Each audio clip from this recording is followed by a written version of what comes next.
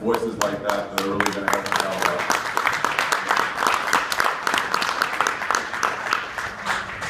And now we have an announcement about, we want to talk a bit about how the community has helped itself this past year. As you know, we talk a lot about what we do with the station we achieve when we come to a certain point in our careers.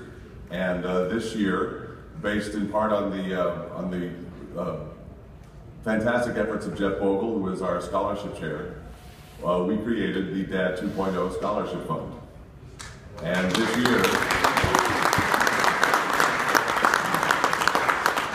damn right, this year we raised $3,000, which translated to 6 $500 stipends for people to come here, to those who might not necessarily be able to make it otherwise. And so I'm very happy that they're here, and the fact that they're here because their peers, their community got together and helped bring them here.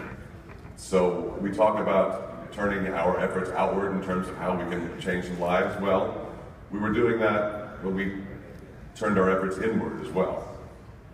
And when you talk about the inward development of our crew, you really can't go too far without thinking about the Dad Bloggers Facebook page that has kind of emerged as a double helix in terms of you hear about Dad 2.0 at the Dad Bloggers Facebook page, and then you hear about the Dad Bloggers Facebook page and you hear about Dad 2.0. And it circles, and now to see both of these organizations thriving, increasing in size, and working together to build such a strong community year-round is extraordinary. And one of the things I have found was that, as you know, as many of you know, the Dad Blogger Facebook page was created by our friend Oren Miller.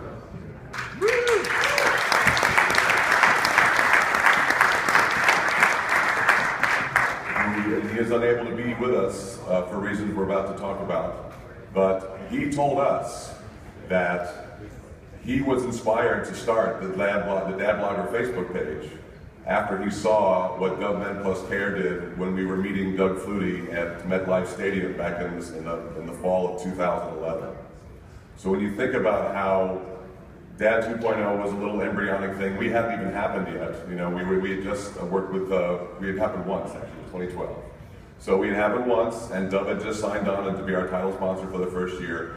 And Oren saw that and realized he wanted to start something that's now ballooned into over 1,000 men talking about what it's like to be a dad and a blogger and a man in the 21st century.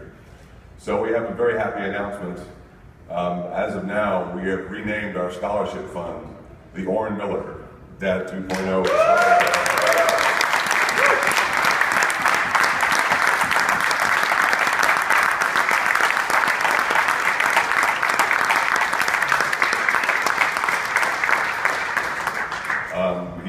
We've talked to him about this. We have his blessing. He's very happy. In fact, when he comes up, when we have a bonus Dad Blogger Spotlight. We actually have some words from Oren to be read by his good friend and a person who's been monumental in setting this up, Brent Almond.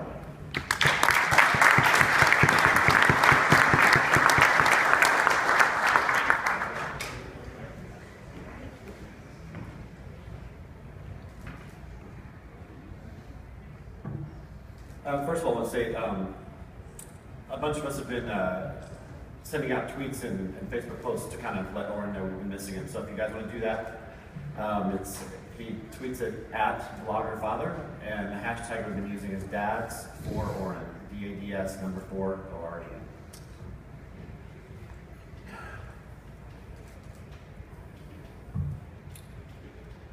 Thank you for giving me the opportunity to say a few words. It's a true honor to know so many people I admire and proud to call friends are here now, and I only wish I could be here with you. In case you don't know my story, I'm sick. Been sick for a few months now.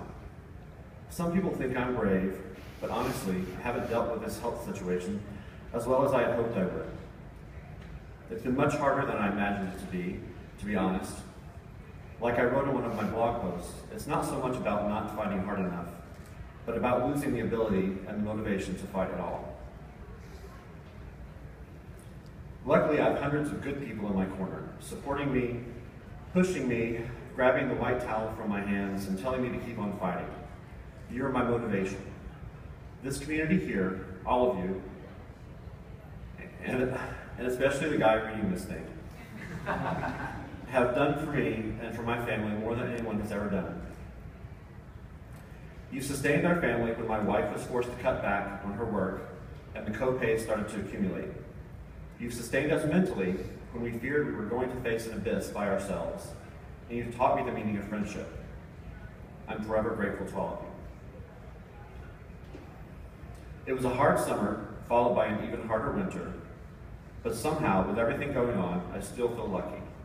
I'm lucky because my wife is amazing. I'm lucky because I look at my kids and feel this whole experience, from start to the inevitable end, will leave them stronger. And I'm lucky because a community of like-minded people has been supporting me from the beginning. Can you hear my coat? It's really dry. Sorry.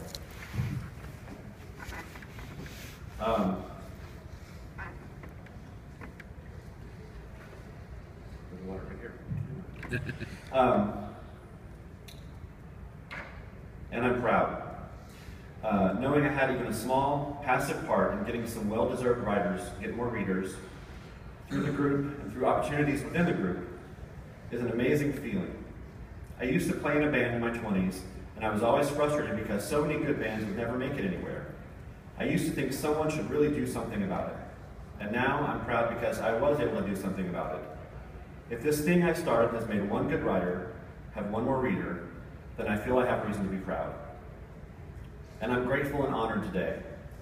As weird as it is for me as an introvert to have my name attached to anything, knowing my name will come to represent the possibility of a blogging dad being able to come here to better himself as a writer and as a dad is an incredible feeling. Knowing my name will continue to be associated with this community makes me feel immortal. Now that the community has grown so much, though, some question if it's even still a community. It's not like in the good old days, some say.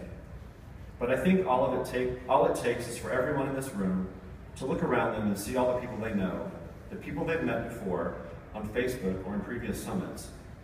The more people join our community, the louder our collective voices get, as modern dads, as worthy writers, and as advocates for a parenting style that transcends outdated stereotypes. Knowing my name will continue to be associated with the growing community is a great gift. Of course I feel unworthy, but I've been feeling unworthy for months now, so that's okay. So, unworthy, lucky, proud, grateful, honored. But most of all, sad I can't be with you today. I got my summit ticket in early May, 2 weeks before the backache started, and I wasn't sure until recently if I would be able to make it. Well, it turns out I'm staying home this year. But the possibility of making it to Next Dad 2.0 is one of the things that keeps me going.